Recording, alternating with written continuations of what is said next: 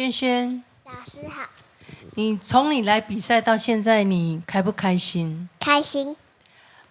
又交到了好朋友哥哥，对不对？今天穿的就像公主一样，你每一次都像公主，我们大家都好喜欢你哦。